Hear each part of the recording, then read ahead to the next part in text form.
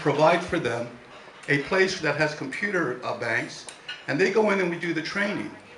Well, we don't just do the training and say, okay, now you know how to get on the internet. They actually continue to do follow-up to ensure that those folks are in fact utilizing it. And you know what happens is that my mom, my mom ultimately learned to get on the internet and do emails and that sort of thing.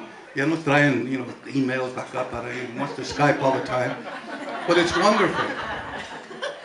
But there are a lot of people that don't have that freedom. So that's one of the programs that we have that we're very proud of, that Desiree and her folks do.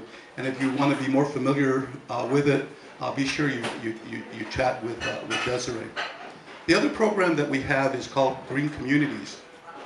It's a program that's funded by Pacific Gas and Electric Company. They provide for us dollars to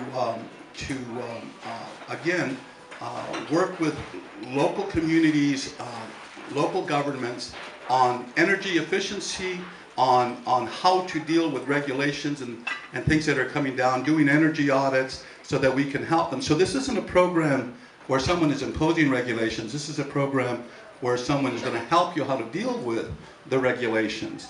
And so Bryce Diaz from Hilmar is the program director there. And he has people that around the area who have been working with businesses, with counties, with cities to work with them on their energy efficiency. Ultimately, we got approached by PG&E and said, the agricultural community needs some help too. So the agricultural community, that's going to be our big focus right now initially. We're going to select interns from the colleges and universities in our area who are familiar with agriculture, and we're going to send them out to have conversations with farmers. So anybody farmers in here? Because farmers will get their gun and keep you. They think you're from the government, and I don't blame them. All the regulations and we don't need any more regulations. So we want someone who can speak with them and say, no, I'm an Aggie myself, and there is a bill, AB 32, and there are other regulatory sorts of things that you have to deal with energy that we're going to help you with. In addition to that, we want to do some energy audits for you so that we can help you become even more efficient and help your bottom line. So those are two of the programs that we're doing, and then we will continue to explore other community capacity building projects as we strengthen ourselves.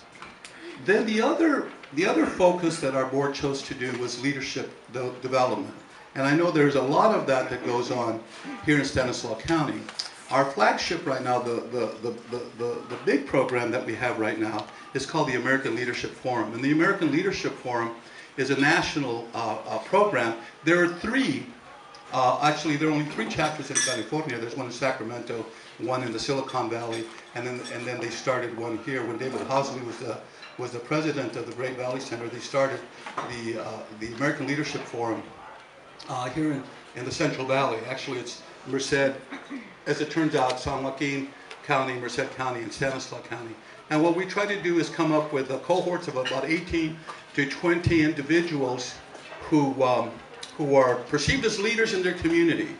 And they're not necessarily the highfalutin, high-paid leaders. They could very well be someone who runs a very, very small nonprofit. They could be a minister of a church who is perceived as a real community-oriented activist person who is perceived as a leader, or they could be the head of a large corporation.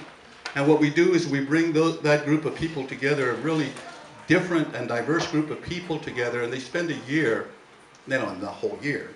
They meet once a month, and they spend an entire day not only getting to know each other, but developing a toolbox of how you can deal with community issues. Ultimately, what our goal is to build a cohort in the Central Valley of ALF fellows that would be a large group that you could always go to, call upon as you need something. Let me give you an example of what happened up in Sacramento. In Sacramento, in the Russian community, there was a lot of violence between the Russian immigrants and the gay community. There were, and I think there were people killed, but at the very least there was violence there.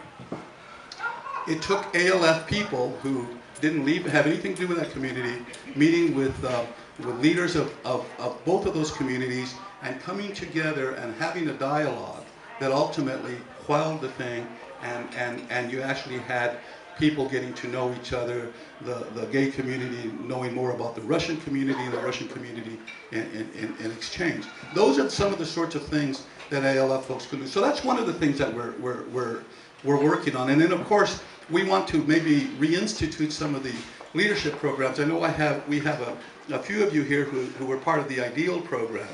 And we're talking with folks about reinstituting the IDEAL program, which is more for emerging leaders. Ultimately, young up-and-coming people who can serve as leaders, who can be trained to start to assume some of the leadership programs. I used to tell people in Merced County, I said, you have to look around the room. We're all like old, and you keep coming to the well for the same old guys. You know, you need to start bringing up some of these younger folks. And so that's what the IDEAL program does. And then there was another program that we used to have that we're going to seriously think about reinstituting, which was the Great Valley Leadership Institute, which was for elected officials. And so we're going to be looking at those three primarily, and we may be looking at some other sorts of things.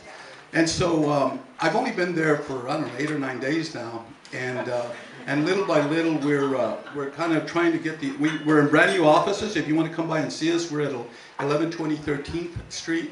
Congressman Denham came by and saw us the other day, but I given him the wrong address. I told him 1120 J Street. So they're calling, we're coming, but we don't know where in the heck you are. They finally got there. But I have to learn Modesto myself, because I come on J Street, see? And so in my brain it was J Street, but those of us, he came and we were able to visit with him. But we want to invite the other elected officials, and Chance, if you can chat with the Assemblyman, we'd love to have him and learn about what it is that we do at the Great Valley Center, along with our other electeds in the area. Because ultimately, what the Great Valley, they say, well, what do you guys do? I don't know what we do. No, what we do are the sorts of things that I just told you about. But what we also do is we want to work on building community capacity and serving as advocates for the Valley. So in doing so, we want to be the conveners of dialogue that takes place sometimes between groups that are not necessarily on the same page. It could be over water use, it could be over land use, it could be over saving the river, it could be over a number of things that we would want folks to say, if you have the Great Valley Center do that, you know you're going to get a fair deal, because it's going to be a dialogue that's going to be civil, and it's going to be thoughtful, and it's going to allow both sides to tell their story, and they might very well learn something from each other and ultimately come to some solutions. And so that's what the Great Valley Center is. We're obviously going to go out and pursue grants and funding from corporations and foundations and even the federal government, if there are some in the areas of energy and connectivity and some of the other things. But we're hoping to be the phoenix that comes out of the ashes, and hope to make the Great Valley Center what it once was. So with that, thank you so much for having me, and happy to answer any questions that aren't that hard. Other than that.